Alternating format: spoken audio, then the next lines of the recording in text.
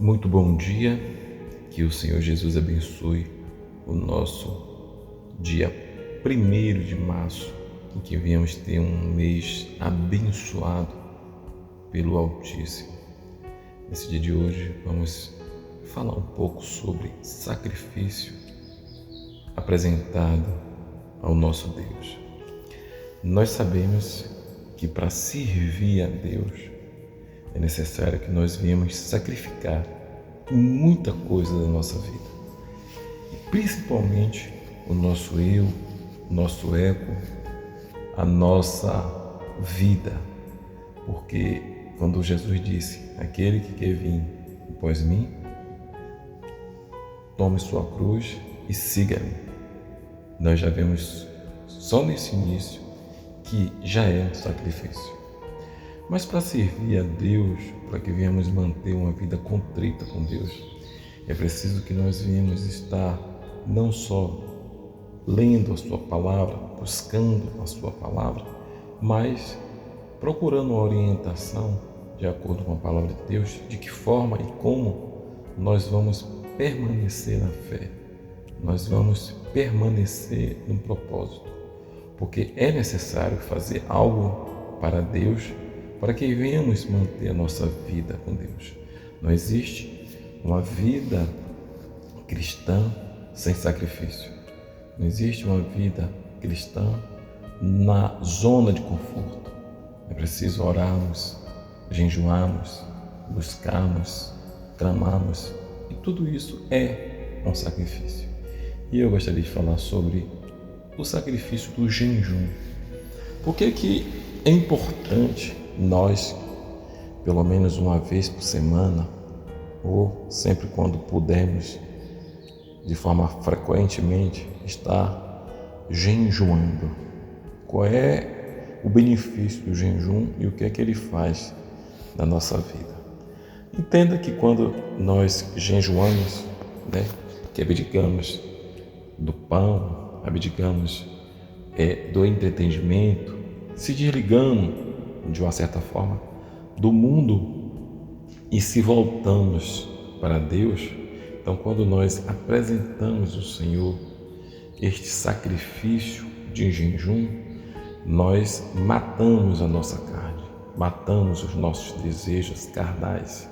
Então, o nosso corpo, ele normalmente está habituado na primeira refeição do dia, ele está habituado em merendas, em saber o que está acontecendo no mundo como notícia, e tudo isso alimenta a nossa alma, é um desejo natural que nós temos. E quando nós abdicamos de tudo isso para buscar o Senhor e fica em sintonia com Cristo e fazemos este sacrifício, então nós matamos a nossa vontade carnal e alimentamos o nosso espírito. O nosso espírito, ele fica mais elevado e aí vai nos levar a uma atmosfera espiritual mais avançada, e ali há uma conexão entre o nosso espírito e o Espírito Santo, e nós se fortalecemos e fica mais fácil para que nós venhamos estar fazendo os nossos pedidos ao Senhor para se aproximar mais de Deus. Se nós formos verificar, quando Jesus estava aqui na terra, Jesus, ele praticava certo sacrifício. Lembra que Jesus, de vez em quando, assim, ele se afastava de todos, ia até o monte, e ali em sintonia com o Pai, ele buscava na sua totalidade, ali ele estava elevando o seu espírito até a Deus. E conosco não é diferente. O cristão, o servo de Deus que vive na zona de conforto, ele não vai experimentar as coisas de Deus, ele não vai conseguir atingir uma espiritualidade mais avançada. E o sacrifício é exatamente para isso, para nos aproximar mais de Deus. Por exemplo, quando nós fazemos alguns tipos de sacrifício financeiro, mas não sendo exigido por homens, mas pelo Espírito Santo de Deus em nossas vidas, nós somos também beneficiados.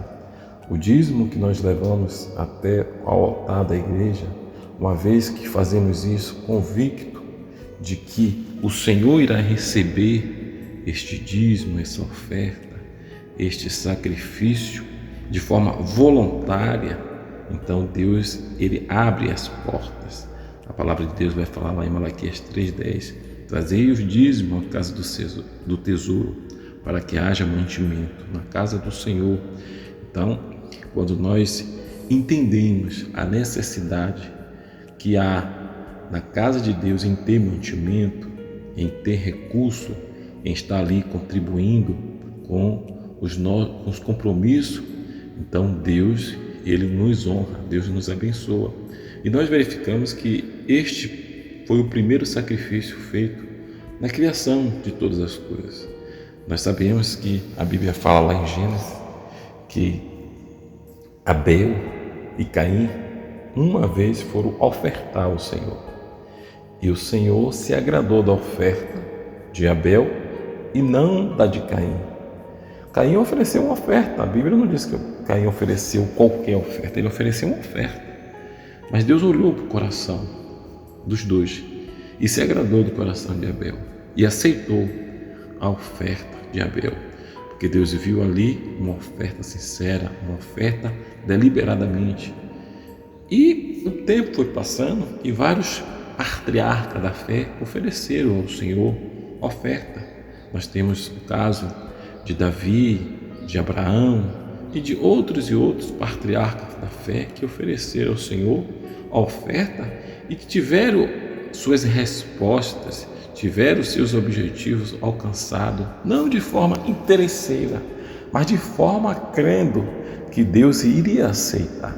E eu quero te dizer que Deus, ele não aceita uma oferta de qualquer maneira, de qualquer jeito. Você vê que o Senhor tem uma passagem que ele diz: quando fosse levar uma oferta ao altar, primeiro verifique se tem alguma coisa contra seu irmão.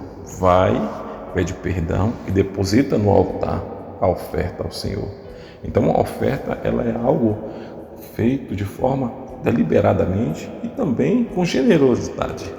Você, quando levar uma oferta a Deus, não leva no propósito achando que você está dando para a igreja, ou que está dando para o homem, ou que está dando para o pastor.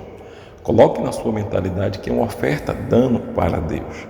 O que o homem que vai administrar essa oferta vai fazer, isso não importa para mim nem para você. Desde quando você tem uma consciência que está no local certo, ou no local que você acredita que ali é feito uma obra de Deus, e você vê isso de forma literalmente, então a partir do momento que você apresenta ao Senhor esta oferta, então creia que Deus está recebendo esta oferta. Porque o maior investimento que Deus tem feito e sempre fez é almas. Jesus, ele deu a vida dele, foi a maior oferta que Deus ele nos deu, foi Jesus Cristo, e foi uma oferta de sangue. E Jesus deu essa oferta e ganhou, e tem ganhado, e vai ganhar muitas almas através desta oferta.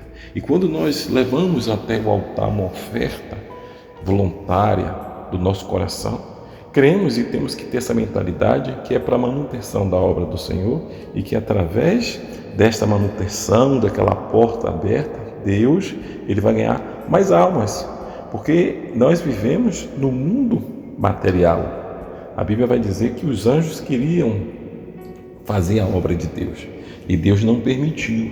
Deus deu esta obra para os homens e nós, como os humanos, precisamos de recursos para poder estar fazendo a obra de Deus.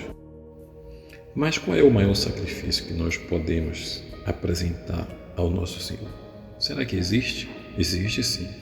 Está escrito lá em Salmos 51:17, que vai dizer exatamente assim: são um espírito aquebrantado e um coração quebrantado e contrito não desprezará o Senhor. O que significa um espírito aquebrantado?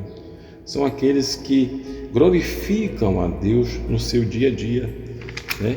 E o que significa um coração aquebrantado? Aquele que não está com o coração endurecido, que foi transformado por Deus. Que nós viemos glorificar a Deus na nossa vida, no nosso dia a dia. Que Deus abençoe.